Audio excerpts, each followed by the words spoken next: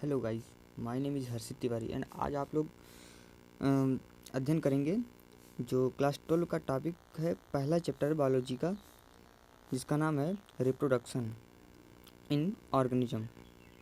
Reproduction in organism, तो ये हो गया आपका पहला चैप्टर जो एनसीईआरटी में दिया गया है। हम लोग एक रिवीजन केवल देख रहे हैं जो कि प्योर एनसीईआरटी का होगा। ओके, मतलब एनसीईआरटी के बाहर कुछ भी नहीं है और शार्ट में है, ज़्यादा डीपली भी नहीं है। मतलब इसका मतलब है इस वीडियो के पढ़ने से पहले, इस वीडियो को देखने से पहले आपको एक बार एनसीईआरटी ज़रूर पढ़ लेना चाहिए। बिना एनसीईआरटी पढ़े आपको इसको कोई मतलब नहीं निकलेगा।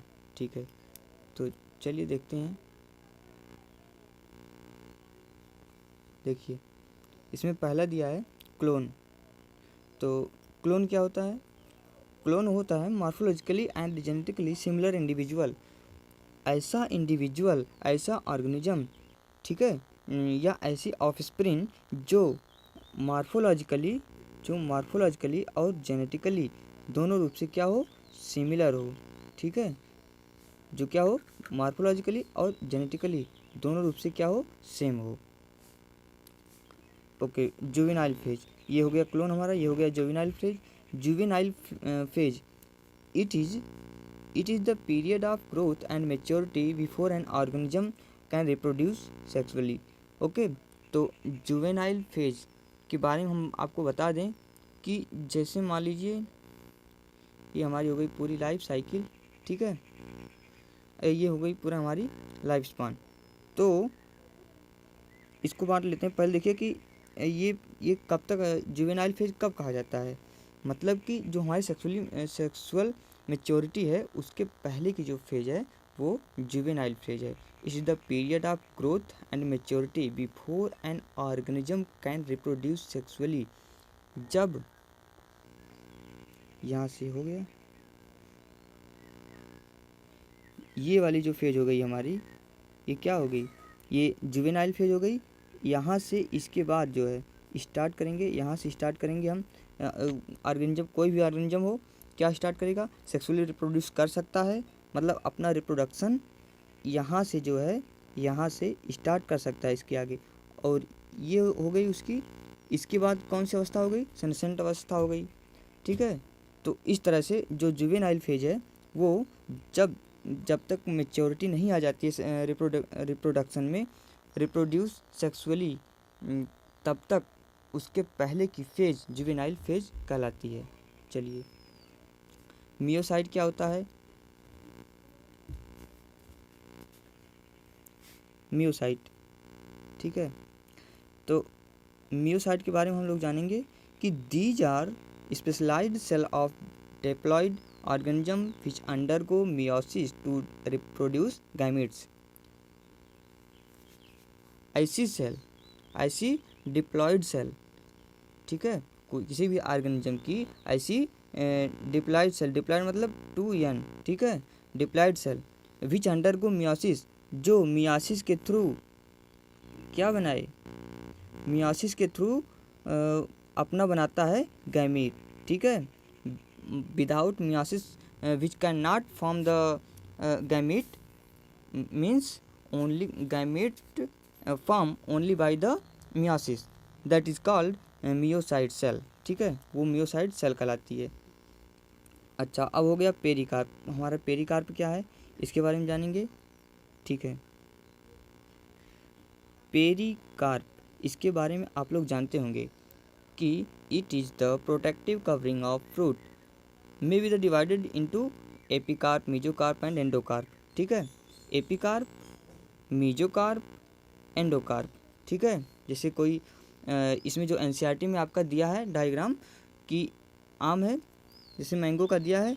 ठीक है, मैंगो का जो सबसे ऊपर वाला होता है, जो ये वाला है सबसे ऊपर वाला, उसको क्या कहते हैं, एपिकार्प। ठीक है, ये जो पेरिकार्प है इसी को 3 भागों में डिवाइड किया गया है। जो सबसे आउटर लेयर है वो हो गया क्या, एपिकार्प, जो उसके बीच की अवस्था है। ठीक है, एक तो ये पहली हो गई, ये दूसरी हो गई और ये अंदर की तीसरी हो गई। ठीक है, तो जो पहली वाली है उसको क्या कहेंगे, एपिकार्प, और जो ये बीच का है, ये जो बीच में जो गुठली दिखती है उसके और आउटर लेयर के बीच की जो जो ये है उसको क्या कहते हैं, मीजोकार्प, ठीक है, जिसको हम खाते हैं। एंडोकार्प, एंडोकार्प ये अंदर वाली हो गई, ठीक है। तो ये हम लोग जान चुके हैं पेरिकार्प के बारे में। अब जानेंगे कि पार्थिनोजेनेसिस क्या होती है। What the parthenogenesis? तो development of an egg into an embryo without fertilisation, बिना फर्टिलाइजेशन के, ठीक है, कोई एग क्या करे, एम्ब्रियो में कन्वर्ट हो जाए, लेकिन उसमें क्या है, फर्टिलाइजेशन नहीं होना चाहिए। मतलब male gamete and female gamete मिलना नहीं चाहिए। Without male gamete and female gamete के फ्यूजन के, without male gamete female gamete के फर्टिलाइजेशन के, अगर किसी एग से, केवल किसी एग से डायरेक्ट क्या हो, एम्ब्रियो डेवलप हो जाए, दैट इज़ कॉल्ड पार्थिनोजेनेसिस। इसका एग्जांपल दिया है रोटीफर, एनसीईआरटी का दिया गया है। टोटल एनसीईआरटी के एग्जांपल हैं rotifers, honeybees, turkey, some lizards, ठीक है। Rotifers, honeybees, turkey and some lizard, ठीक है, हो गया। अब मोनोसाइट क्या है, मोनोइसियस प्लांट, मोनोइसियस प्लांट क्या है, डाइसियस प्लांट क्या है, ठीक है। तो मोनोइसियस प्लांट वो होते हैं कि plants having both male and female flowers on same plant, ठीक है। कोई प्लांट है, इसमें जो है मेल फ्लावर, ठीक है, फीमेल फ्लावर और मेल फ्लावर दोनों एक ही प्लांट पर हो, अगर हो तो उसे क्या कहेंगे, मोनोइसियस प्लांट। मोनो मतलब एक, मोनो मतलब एक,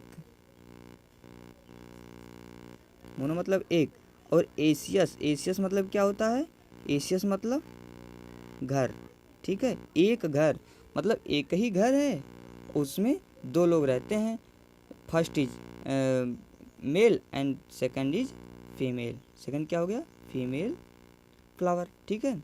तो ये हो गया मोनोइसियस प्लांट, ठीक है। मोनोइसियस प्लांट मतलब एक ही प्लांट पे अगर दोनों फीमेल फ्लावर और मेल फ्लावर दोनों हो, that is called monoecious plant. इसके एग्जांपल दिया है कोकोरबिट्स एंड कोकोनट्स, कोकोरबिट्स एंड कोकोनट्स, ठीक है। The term homothallic is used in fungi, ठीक है, फॉर सेम कंडीशन। इसी सेम कंडीशन के लिए जो अगर हम फंजाई में, फंगी में बात करें तो क्या इस उसके लिए क्या यूज़ करेंगे, होमोथैलिक, ठीक है, होमोथैलिक, ठीक है। डाइसियस प्लांट क्या है, डाइसियस प्लांट, प्लांट्स, ठीक उसका उल्टा हो जाएगा, plants having mail and female flowers on separate plant, मतलब एक प्लांट होगा उस पर केवल मेल होगा, और एक प्लांट होगा तो उस पर केवल क्या होगा, मेल होगा, बस हो गया। तो इसको क्या कहेंगे, डाइसियस प्लांट, डाइसियस प्लांट्स। मोनोसिस के बारे में पता चल गया, डाइसियस के बारे में पता चल गया, ठीक है। इसके उदाहरण देख लेते हैं। एग्जाम्पल दिया है papaya and date palm, papaya and date palm. The term heterothalic is used in fungi for the same condition. इसी कंडीशन को मतलब डायसियस को ही फंगी में क्या कहते हैं, हेट्रोथैलिक। इम्पॉर्टेंट थिंग है ये भी नीट के पॉइंट ऑफ व्यू से इम्पॉर्टेंट थिंग है, क्वेश्चन बन सकता है इस पर कि अगर पूछेगा कि फंगी में डायसियस प्लांट को क्या कहते हैं, that is called heterothallic, heterothallic in fungi. चलिए ठीक है।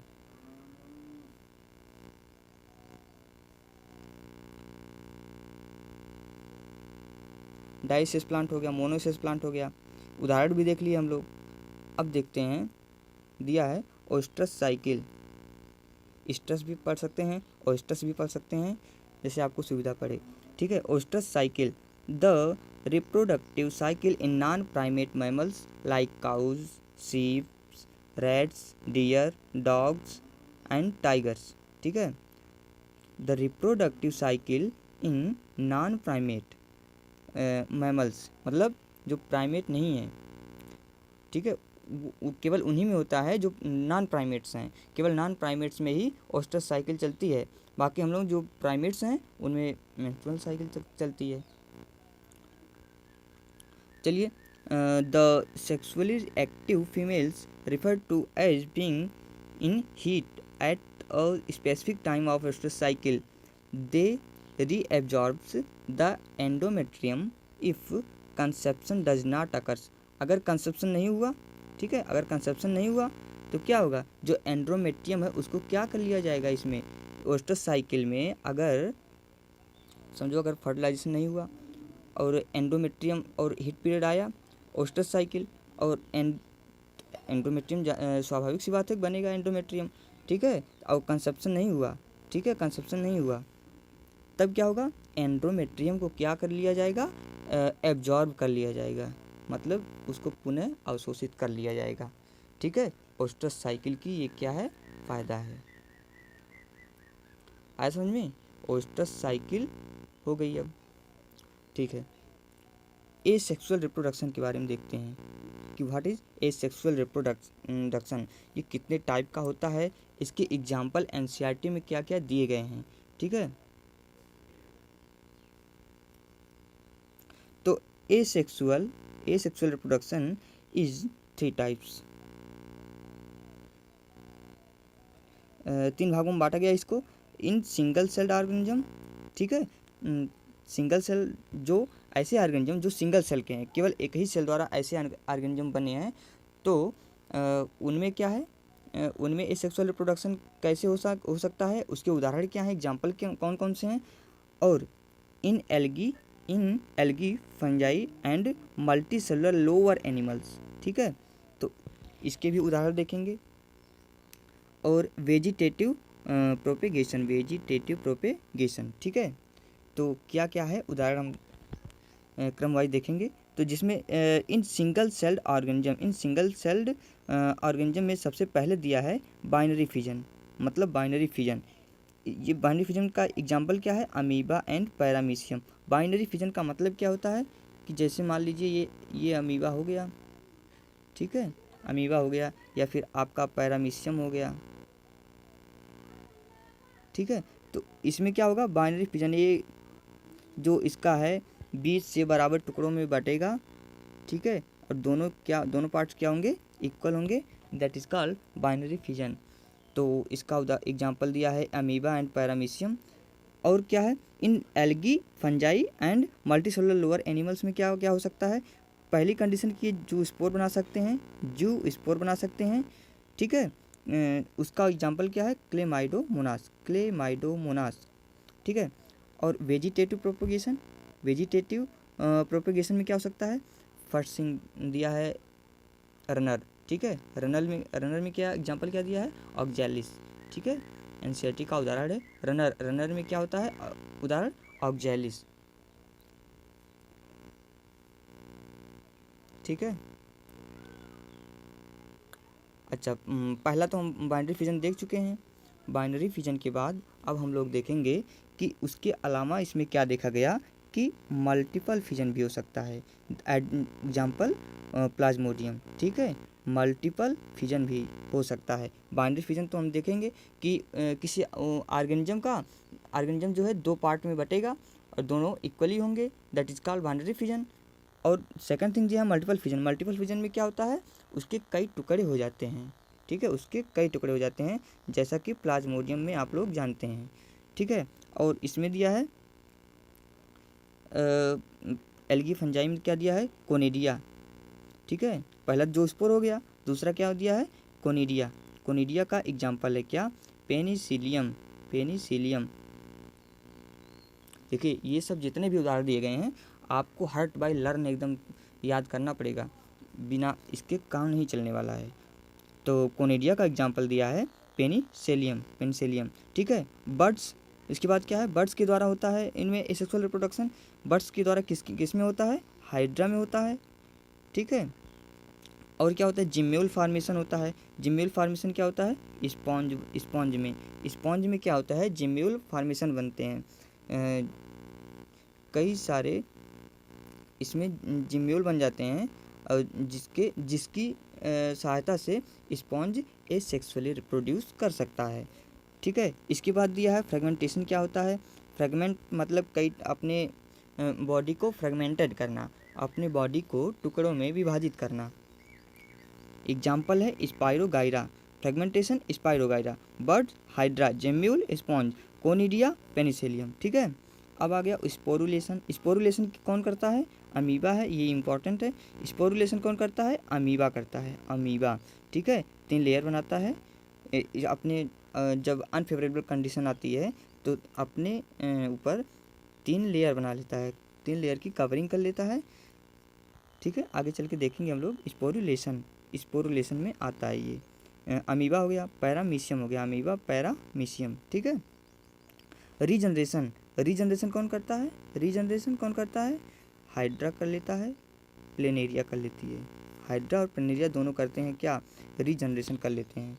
ठीक है, अब इसमें देखेंगे वेजिटेटिव प्रोपेग्यूल्स में कि फर्स्ट तो हम लोग रनर देख लिए थे, और दूसरा क्या दिया है? राइजोम दिया है। तीसरा क्या दिया है? शकर, ऑफसेट, बल्ब, लीफ बड्स, ठीक है, बुलबिल्स, आई बड्स। ठीक है, तो इसको देखेंगे क्रम वाइज कि राइजोम, राइजोम में क्या होता है? राइजोम के क्या उदाहरण है? जिंजर है। शकर क्या है? बनाना है। ऑफसेट क्या है? Water hyacinth, water hyacinth offset है। पानी के अंदर जो है ये फैलता चला जाता है। बल्ब क्या है? बल्ब का उदाहरण है ओनियन। बल्ब का उदाहरण क्या है? ओनियन है। लीफ बर्ड्स का उदाहरण क्या है? Bryophyllum, bryophyllum. लीफ बर्ड्स का उदाहरण है ब्रायोफिल्म। ठीक है, बुलबिल्स क्या? बुलबिल्स, बुलबिल्स का उदाहरण है अगेव। आई बर्ड्स, आई बर्ड्स हो गया आपका पोटैटो। ठीक है, इसके द्वारा ये सब क्या करते हैं? एसेक्सुअल रिप्रोडक्शन करते हैं। ठीक है, देखिए इसमें कुछ नहीं है, क्या है कि आपको याद करना ज़रूरी है, ज़रूरी है, और याद तो करना ही पड़ेगा भाई। ठीक है, गैमेट ट्रांसफ़र कैसे होता है इसके बारे में आइए हम लोग जानते हैं। तो गैमेट ट्रांसफ़र पहला दिया है इन एल्गी। एल्गी में कैसे होता है? ब्रायोफाइट्स में, टेडोफाइट्स में। एल्गी, ब्रायोफाइट्स एंड टेडोफाइट्स में गैमीट का ट्रांसफ़र कैसे होता है? ठीक है, the male and female gametes are flagellated. इसमें फ्लैजिला पाया जाता है। जो मेल गैमेट होते हैं उसमें भी, ठीक है, मेल एंड फीमेल में फ्लैजिला पाया जाता है। उसके थ्रू क्या करते हैं? मूवमेंट के लिए फ्लैजिला काम करता है। एंड मोटाइल, जब साधारण सी बात है कि अगर फ्लैजिला होगा तो वो मोटाइल होंगे, मतलब वो मोशन कर सकते हैं। ठीक है, और फ्लैजिला का काम ही यही है। Flagellated and motile need a medium. इनके ये क्या करते हैं? एक मीडियम चाहिए इनको, ठीक है, ट्रांसफ़र के लिए, गैमेट के ट्रांसफ़र के लिए इनको एक मीडियम चाहिए। हालांकि ये मोटाइल तो होते हैं, इसमें फ्लैजिला तो पाया जाता है, लेकिन एक तो मीडियम तो होना चाहिए। ठीक है, तो वो मीडियम और कैसा होना चाहिए? और केवल ये वाटर में कर सकते हैं। ठीक है, हवा में तो उड़ नहीं सकते, इसलिए ये क्या करते हैं? वाटर के द्वारा ट्रांसफ़र होते हैं। और आपस में क्या, दोनों gametes, mail and female gametes क्या करते हैं? फर्टिलाइजेशन करते हैं टू रीच द एग। ठीक है, एग के पास पहुँच जाता है तो, और ये क्या कर लेता है? फर्टिलाइजेशन कर लेता है। तो एल्गी, ब्रायोफाइट्स एंड टेडोफाइट्स जो है, मेल एंड फीमेल गैमेट दोनों क्या होते हैं? दोनों हो सकते हैं, या फिर एक हो सकता है, एक में फ्लैजिला एब्सेंट हो सकता है। ठीक है, कुछ भी हो सकता है। तो male and female gametes are flagellated and motile. Motile जब फ्लैजिला पाया जाएगा तो वो मोटाइल, साधारण सी बात है कि वो मोटाइल होंगे, उसमें मूवमेंट होगा। नीड अ मीडियम, और इनको रिप्रोडक्शन के लिए मीडियम चाहिए, जो कि क्या है? वाटर है, to reach the egg, egg के पास पहुंचने के लिए, ताकि फर्टिलाइजेशन हो सके। ठीक है, इन सीडेड प्लांट। ये तो हो गया एल्गी, ब्रायोफाइट एंड टेडोफाइट की कहानी। तीनों की कहानी यही है कि एल्गी भी, ब्रायोफाइट्स भी, टेडोफाइट्स भी, तीनों के लिए रिप्रोडक्शन के लिए क्या चाहिए? वाटर, मीडियम वाटर चाहिए। ठीक है, सीडेड प्लांट में क्या होता है?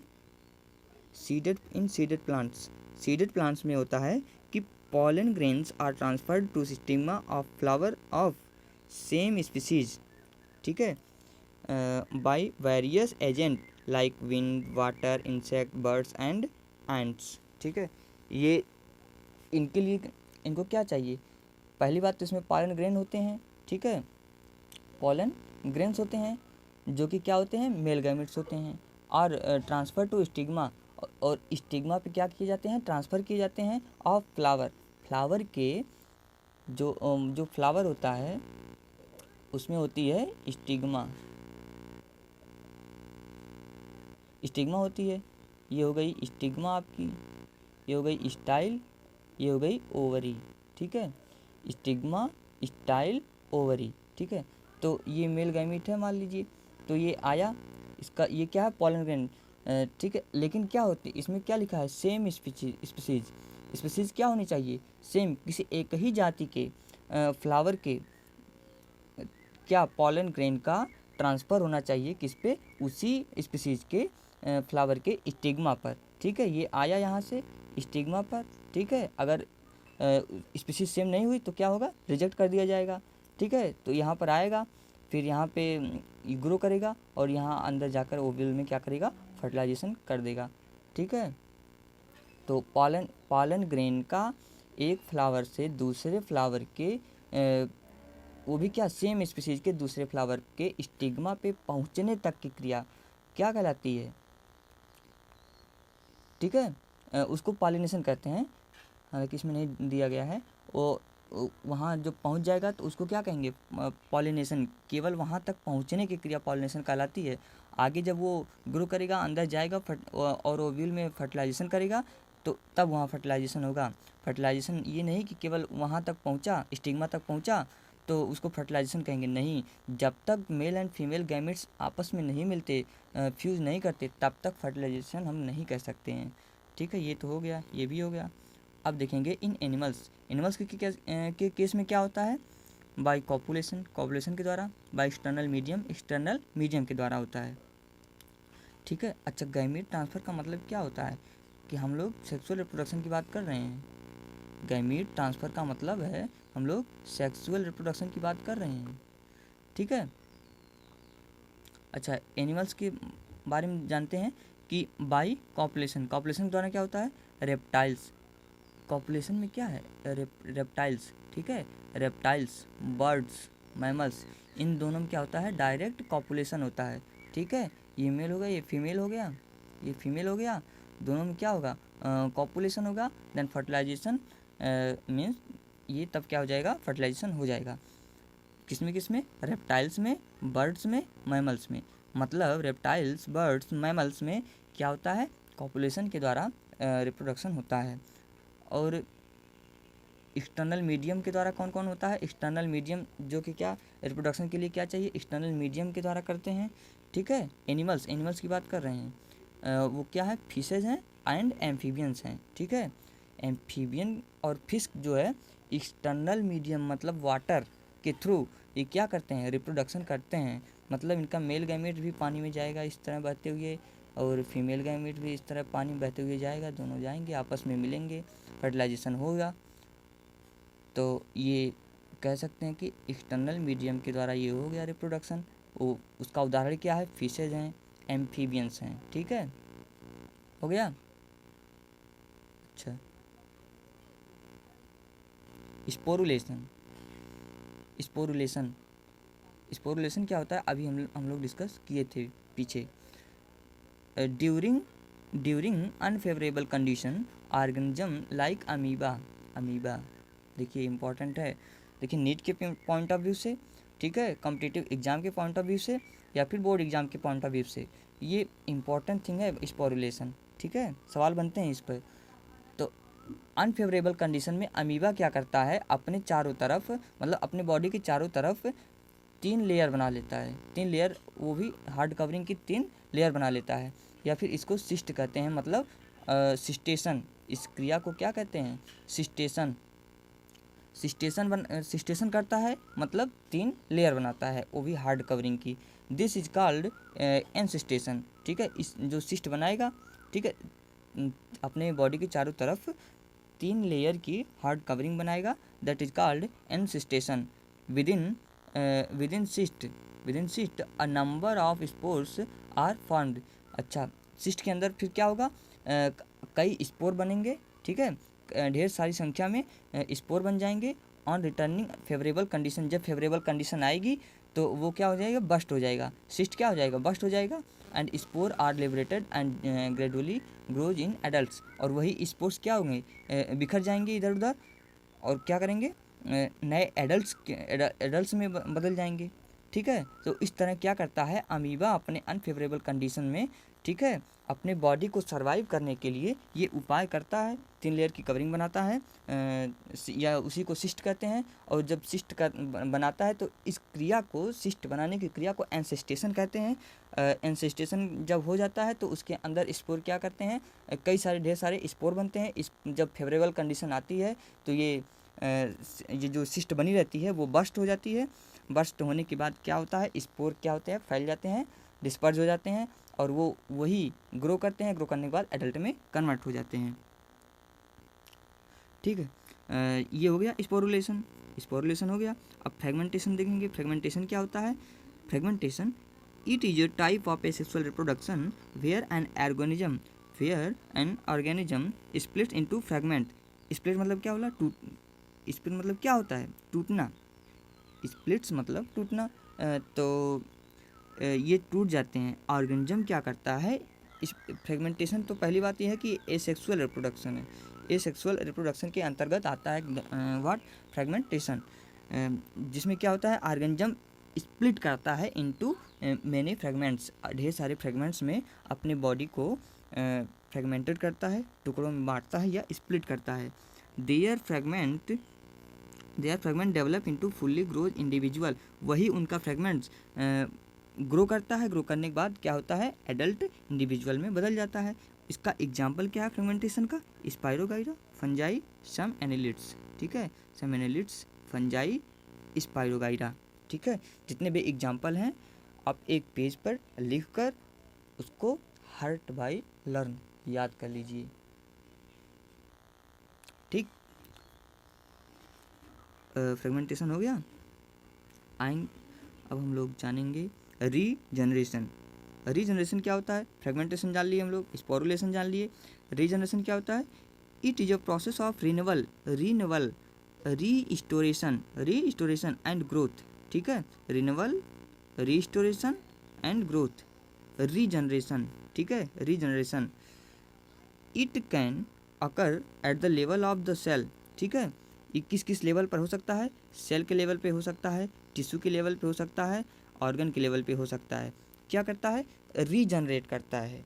जैसे मान लीजिए कोई ऑर्गन है, ठीक है, इसके रीजनरेशन के अंतर्गत क्या होता है, जैसे मान लीजिए कोई ऑर्गन है, यहाँ से कट गया, ठीक है, ये पार्ट क्या हो गया, निकल गया, तो यहीं से फिर से क्या होगा, नया निकलेगा, नया पार्ट इसी का ऑर्गन, और क्या होगा, दैट इज इस क्रिया को क्या कहते हैं, रीजनरेशन। ठीक है, it is common in hydra, planaria and echinoderms में, हाइड्रा में और प्लेनेरिया में ये क्या देखा गया है, इसका एग्जाम्पल। ठीक, रीजनरेशन हो गया। तो ये हो गया इन ह्यूमंस। लेकिन ह्यूमन के केस में क्या होता है, इन ह्यूमन के केस में कहाँ रीजनरेशन पाया जाता है, ह्यूमन के केस में। ठीक है, ह्यूमन के केस में देखा गया है, ये दोनों जो है इम्पॉर्टेंट है, स्टार मार्क लगा लीजिए, नीट में क्वेश्चन बन सकते हैं इससे।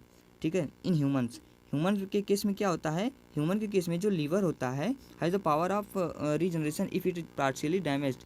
अगर पार्शियली ये डैमेज हो गया थोड़ा सा कहीं से लीवर, ठीक है, तो इसमें ऐसी क्षमता है कि वो पुनः रीजनरेट अपने आप को कर सकता है। क्या है ह्यूमन में, लीवर। ठीक है, याद हो गया। ड्यूरिंग डेंजर, और हम लोग छिपकलियों में भी देखते हैं कि छिपकलियाँ क्या करती हैं, कभी कभी हम देखते हैं कि छिपकली होती है और उसकी पूँछ गायब होती है, जबकि वो जो छिपकली है वो देखने में एडल्ट लगती है। तो उसमें क्या देखते हैं कि जब छिपकली जाती है अपने प्रोटेक्शन के लिए, क्या करती है, अपनी पूँछ को निकाल देती है। ठीक है, जिससे क्या होता है कि अगर कोई ऑर्गेनिज्म है उसको देख जा रहा है तो वो अपने प्रोटेक्शन के लिए क्या करती है छिपकली, ये जो अपने उसकी पूँछ है, पूँछ को हटा देती है, और जिससे ताकि उसमें तो रीजनरेशन पावर है, कैपेसिटी उसकी पूँछ में, तो वो बाद में उसकी पूँछ से फिर पुनः नई पूँछ बन सकती है। ठीक है। और वो ऑर्गेनिज्म जो इसको खाने के लिए जा रहा था, वो सोचेगा छिपकली तो यहीं है, और छिपकली निकल जाएगी, पूंछ उसकी वहीं पर पड़ी रह जाएगी, जिससे ये प्रोटेक्ट बची रहेगी। तो छिपकलियाँ क्या करती हैं, अपने प्रोटेक्शन के लिए इसका इस्तेमाल करती हैं, ठीक है, क्योंकि उसमें क्या होती है, उसके पूंछ में हाई रीजनरेशन पावर होती है। और हम लोगों के केस में, मैमल्स के केस में क्या होता है, सॉरी मैमल्स नहीं, ह्यूमन का जो लीवर कह सकते हैं कि जो लीवर है वो क्या है, हाई रीजनरेशन पावर है, जिसके अगर हम पार्शियली डैमेज हो जा रहा है तो उसको हम फिर से क्या कर सकते हैं, कन्वर्ट करके बना सकते हैं, ठीक है। तो ये हो गया आपका जो है, ठीक है, रीजनरेशन ख़त्म हो चुका है। अब आइए देखते हैं, ये जो दिया है आइसोगैमस क्या होता है, हेट्रोगैमेट्स कैसे बनते हैं, किस में बनते हैं, ये एनसीईआरटी का एग्जाम्पल है, इसलिए इसको हम लोगों को देखना पड़ेगा। क्लैडो आइसोगैमेट्स देखिए, हम लोगों को एनसीईआरटी में दिया गया है कि एक एल्गा है जिसका नाम है क्लैडोफोरा में आइसोगैमेट्स देखा गया है। आइसोगैमेट्स का मतलब होता क्या है कि male gametes and female gametes are similarly equal. देखने में क्या लगेंगे, एकदम इक्वल लगेंगे, जितना जैसा साइज शेप रहेगा मेल गैमेट्स का, वैसे सेम क्या रहेगी साइज और शेप फीमेल गैमेट्स का। मतलब female gametes and male gametes जो है देखने में एकदम क्या लगेंगे, सिमिलर लगेंगे। और उसका उदाहरण क्या है, उसको क्या कहेंगे, आइसोगैमेट्स, ठीक है। साइज भी सेम रहेगी, ठीक है, शेप भी सेम रहेगा, जिससे क्या उसको क्या कहेंगे, आइसोगैमस। इसका एग्जांपल क्या दिया गया है, वो भी एक एल्गा है, दैट इज क्लैडोफोरा, ठीक है। और एक अलगा है जिसका नाम है फ्यूकस, ठीक है। फ्यूकस में भी देखा गया है कि वो भी अलगा था, ठीक है, लेकिन वो क्या शो कर रहा था, आइसोगैमेट्स, ठीक है। और इसमें एक अलगा है दैट इज फ्यूकस शोज हेट्रोगैमेट्स मतलब क्या होता है, दोनों सेम नहीं रहेंगे, एक बड़ा रहेगा और दूसरा छोटा रहेगा, ठीक है, एक बड़ा रहेगा दूसरा छोटा रहेगा, दैट इज हेट्रोगैमेट्स। तो ये जनरली देखा गया है कि जो मेल गैमेट्स होता है वो छोटा होता है, जो फीमेल गैमेट्स होता है वो बड़ा होता है, ठीक है। तो हेट्रोगैमेट्स में हम लोग ये जानते हैं, जो फीमेल गैमेट्स होता है वो क्या होता है, बड़ा होता है, जो मेल गैमेट्स होता है वो छोटा होता है, ठीक है। डायरेक्ट आप देख सकते हैं एनसीईआरटी के माध्यम से, इस पे जाइए क्योंकि यही फिगर देगा आपको क्वेश्चन में, ठीक है। तो हेट्रोगैमेट्स क्या हो गया, अगर पूछे कि ऐसे हेट्रोगैमेट्स एल्गा का नाम बताइए, जो ऐसे एल्गा का नाम बताइए जो क्या शो करे, हेट्रोगैमेट्स शो करे, ठीक है, तो उसका नाम क्या है, फ्यूकस है, ठीक है। और ह्यूमन के केस में भी हेट्रोगैमेट्स देखा गया है। ये हो गया आपका क्या, ये आपका क्या हो गया, मेल गैमेट्स, ठीक है, ये मेल गैमेट्स हो गया, दैट इज स्पर्म, ठीक है। और ये हो गया आपका एग,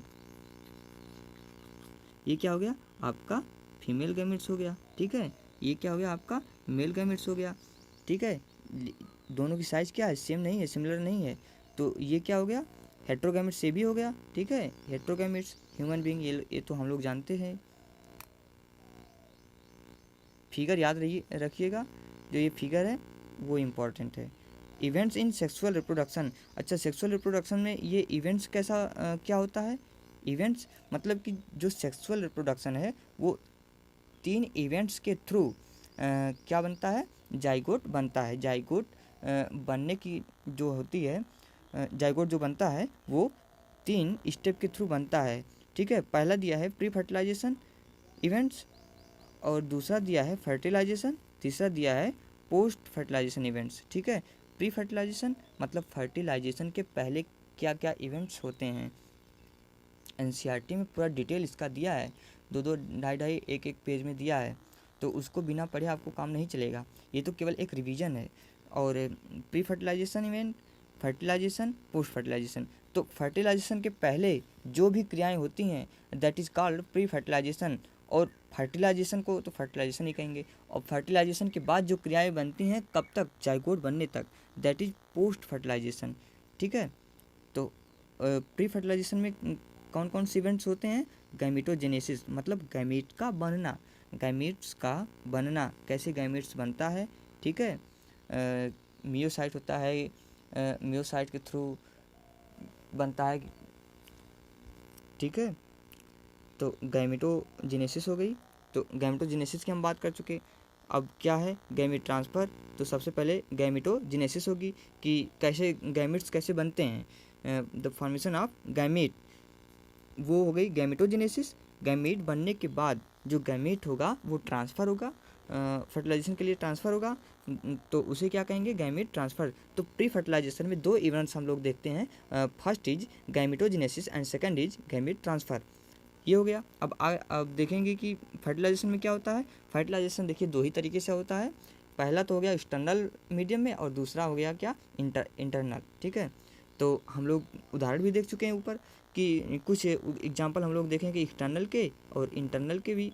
ठीक है, एक्सटर्नल मतलब क्या होता है कि मेल एंड फीमेल गैमेट्स का फ्यूजन एक्सटर्नल किसी मीडियम में हो, मतलब कि मेल और फीमेल ऑर्गेनिज्म के बॉडी में ना होकर फर्टिलाइजेशन कहीं अन्यत्र अन्य जगह हो। ठीक है, that is external medium of fertilisation. और इंटरनल मतलब कि फर्टिलाइजेशन हो वो फर्टिलाइजेशन का मतलब क्या होता है कि मेल एंड फीमेल गैमेट्स का मिलना, मतलब फ्यूज होना, दैट इज फर्टिलाइजेशन। तो फर्टिलाइजेशन अगर ऑर्गेनिज्म के बॉडी में होगा तो उसको इंटरनल फर्टिलाइजेशन कहेंगे, अगर बॉडी के बाहर होगा तो उसको एक्सटर्नल फर्टिलाइजेशन कहेंगे। ठीक है, ये फर्टिलाइजेशन हो गया। इवेंट्स देख रहे हैं, सेक्सुअल रिप्रोडक्शन के इवेंट्स देख रहे हैं हम लोग। और तीसरा है जो आपका पोस्ट फर्टिलाइजेशन इवेंट्स। इसमें क्या होता है कि जाइगोट, फर्टिलाइजेशन के बाद जाइगोट बन जाता है, जाइगोट के बाद क्या होती है, एम्ब्रियोजेनेसिस होती है, मतलब जाइगोट के थ्रू बाद जो है मियासिस होती है कई बार, जिससे क्या होता है डेवलपमेंट होता है जाइगोट का और बन जाता है क्या, एम्ब्रियो, एम्ब्रियो में कन्वर्ट होता है। तो उसको क्या कहते हैं, एम्ब्रियो में कन्वर्ट होने की घटना क्या होती है, एम्ब्रियोजेनेसिस कहलाती है। ठीक, तो ये इवेंट्स याद रखिएगा, ये इवेंट्स याद रखिएगा कि प्री फर्टिलाइजेशन में कौन कौन से इवेंट्स होते हैं। फर्टिलाइजेशन में क्या हो सकता है, एक्सटर्नल हो सकता है कि इंटरनल हो सकता है, और पोस्ट फर्टिलाइजेशन में कौन कौन से इवेंट्स हो सकते हैं, तो ये हम लोग डिस्कस कर चुके हैं। अच्छा, ए सेक्सुअल रिप्रोडक्शन और सेक्सुअल रिप्रोडक्शन में डिफरेंस क्या है, what is difference between A sexual reproduction and sexual reproduction? पहला है being uniparental mating is not required. ठीक है, ए सेक्सुअल रिप्रोडक्शन में क्या होता है, यूनिपेरेंटल होना चाहिए, मतलब एक ही ऑर्गेनिज्म वो क्या कर सकता है, सेक्सुअल रिप्रोडक्शन कर सकता है। मेटिंग इज नॉट, इसमें क्या होता है, मेटिंग नहीं होती है। ठीक है, मेटिंग इज नॉट रिक्वायर्ड।